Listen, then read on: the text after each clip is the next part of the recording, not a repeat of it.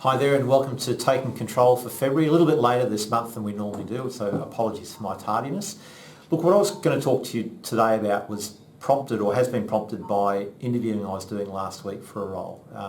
Three candidates in particular that I interviewed across a couple of days, all of whom are good quality people and all of whom are on my shortlist for a particular role, all had similar stories to tell in the sense that they had joined the companies they're with now just on 12 months or near enough to 12 months ago, all had particular issues about not having settled into or having some dissatisfaction with where they are now.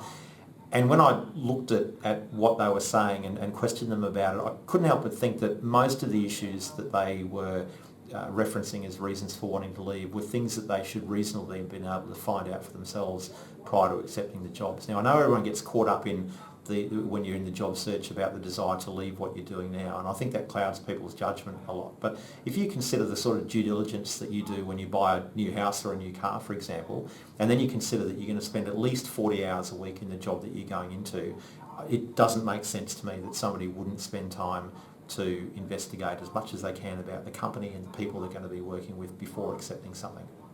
So, assuming you accept that, you might ask, well, how do I go about doing that, particularly if I'm joining a private company where maybe all their information isn't necessarily publicly available? Well, that might be the case, but there are a stack of ways that you can go about researching and finding out what it is you're getting yourself into potentially. Employee review sites, for example, like glassdoor.com, is not just populated by people writing about experiences with corporates or public companies. There's a lot of references written around private company experiences, so that's certainly the type of site that I'd be looking at.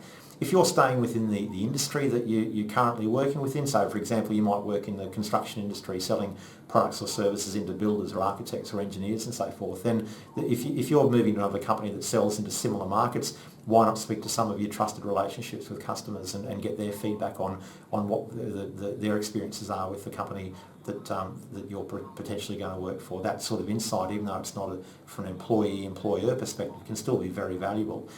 If you've been searching on Seek or other job boards, you will see some companies advertising repeatedly. There's a business in Brisbane that goes through marketing managers almost on the clock every 6 months. They're a regular advertiser.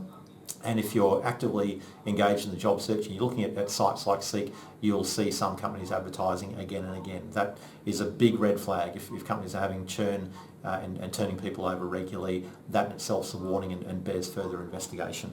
The other thing you can do is to ask smart questions at interview, and frankly, if you're not getting a response or the response that you might want, or if an employer or potential employer is offended at you investigating or asking investigative type questions, then again, that's probably something of a warning sign. Just on that, there's a really good article on themuse.com written by Natasha Burton, which lists about 10 different questions that you might consider asking, and I'd suggest searching that out and having a read of it. Look, that's pretty much it for me. I would really encourage you to think about this next time you're engaged in a search, and next time you're preparing for an interview or about to finish up one when they ask you what it is what questions you might have.